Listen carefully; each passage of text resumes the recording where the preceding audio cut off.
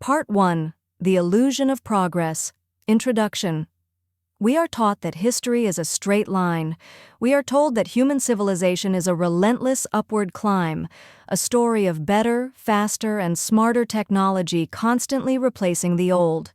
We look at our smartphones and our fiber optic internet and assume that we are living in the pinnacle of what human ingenuity can achieve. But what if I told you that we are living in a filtered reality? What if the world you see around you is not the result of the best ideas winning, but rather the result of the most profitable ideas surviving? Beneath the surface of our modern convenience lies a silent graveyard of inventions. Brilliant, world-changing technologies that didn't fail because they didn't work. They failed because they worked too well. They were too efficient, too cheap, or too disruptive to the people who hold the keys to the global economy. Today, we go beyond the marketing brochures and the textbook history to explore 8 innovations that were systematically suppressed, undermined, or outright destroyed. From the light bulbs hanging in your hallway to the very cars in your garage, we are going to uncover how corporate hegemony and political interests have shaped the world by strangling the future in its cradle. Part 2. The Birth of the Throwaway Culture, the Phoebus Cartel. Let's start with a mystery. In a fire station in Livermore, California, there is a light bulb known as the Centennial bulb. It has been burning almost continuously since 1901. That's over 120 years. Now ask yourself, why does the bulb in your kitchen burn out every year or two? Is it because we've lost the technology? Quite the opposite. We were robbed of it. In Christmas of 1924, a group of businessmen gathered in Geneva, Switzerland. They represented the giants of the industry, Osram, Philips, and General Electric. They formed what became known as the Phoebus Cartel. Their goal wasn't to make better bulbs, it was to make them worse. At the time, standard light bulbs lasted about 2,500 hours. The cartel realized that if people never had to replace their bulbs, sales would plummet. So they issued a decree. No bulb was allowed to last longer than 1,000 hours. This wasn't just a suggestion. It was enforced by a rigorous system of fines. If a company accidentally made a bulb that was too high quality, they had to pay the cartel a penalty. This was the birth of planned obsolescence. It was the first time in history that a global industry conspired to sabotage its own products to force consumers into a cycle of endless buying. Our modern throwaway culture, where your phone slows down after 2 years and your washing machine breaks just as the warranty expires, can be traced back to that smoke-filled room in Geneva. We traded planetary resources and consumer savings for a permanent increase in corporate dividends. Part 3.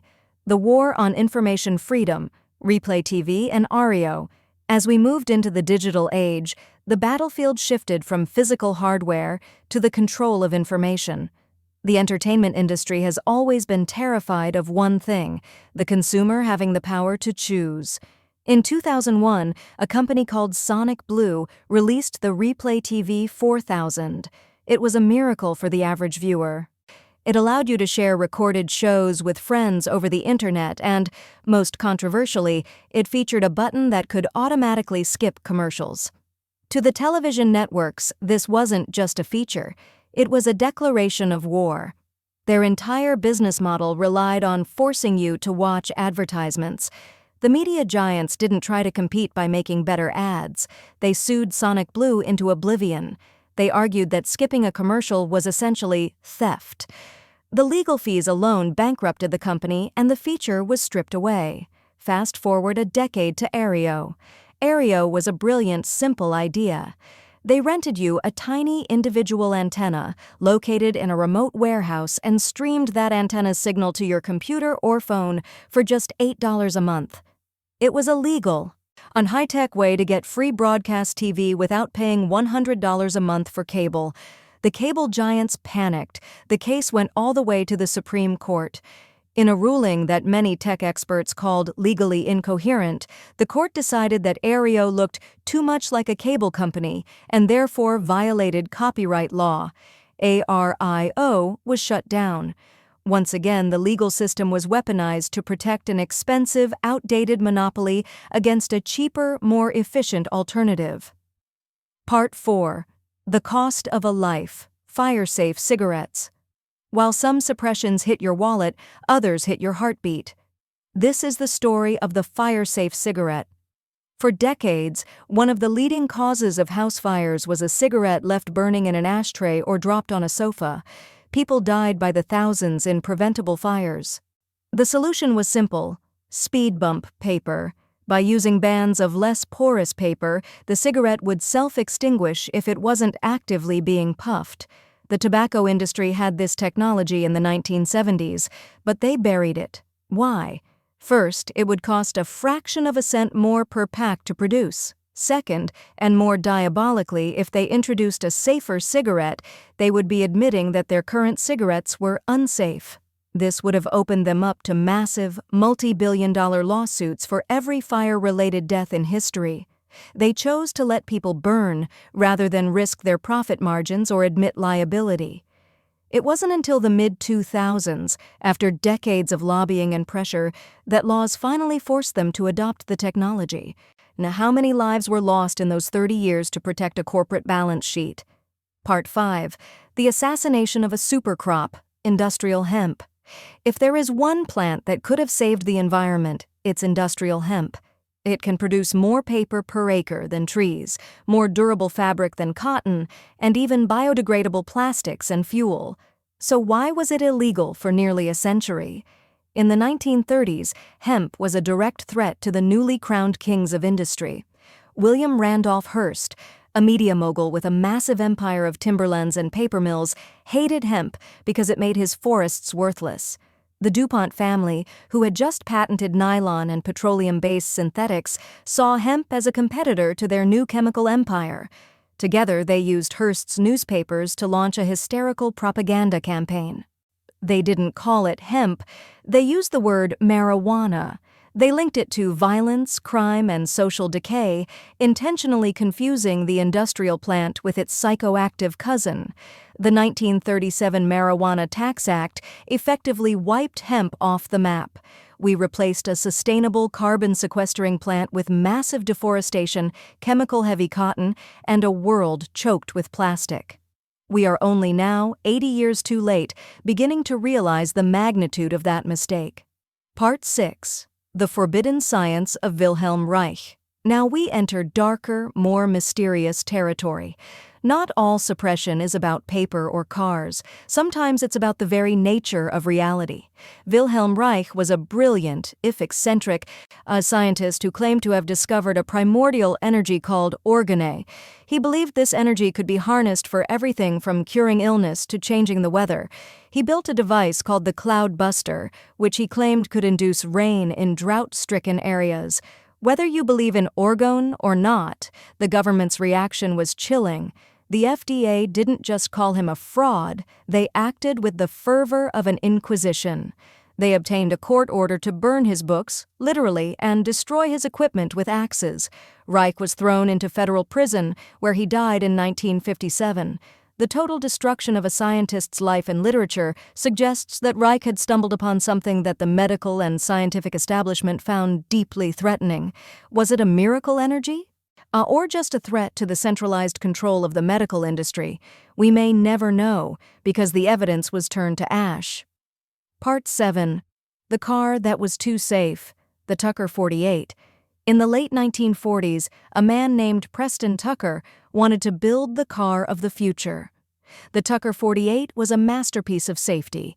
It had a center headlight that turned with the steering wheel, a pop-out windshield for crashes, and a padded dashboard. The big three in Detroit, GM, Ford, and Chrysler, were horrified. If Tucker's car became the standard, they would have to spend hundreds of millions of dollars to upgrade their own outdated, dangerous designs. They used their political connections to spark a SEC investigation. The media branded Tucker a fraud before he even had a chance to present his case. While he was eventually cleared of all charges in court, the damage was done. His company was bankrupt. Only 51 cars were ever made. It would take another 40 years for mainstream cars to adopt the safety features Tucker had perfected in 1948. Part 8. The Murder of the Electric Car, the GM EV1. Our final case takes us to the 1990s.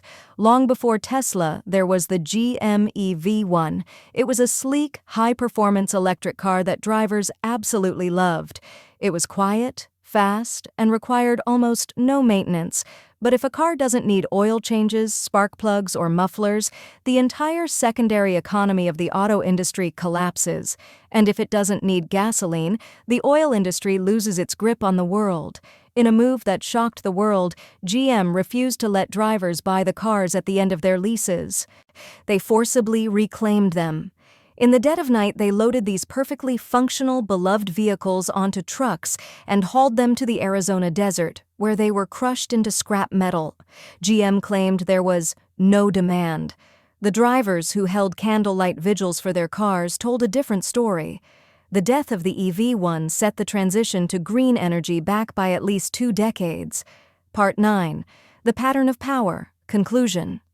As we look back at these 8 stories, a pattern emerges. Suppression doesn't usually happen in a dark alley with a silencer.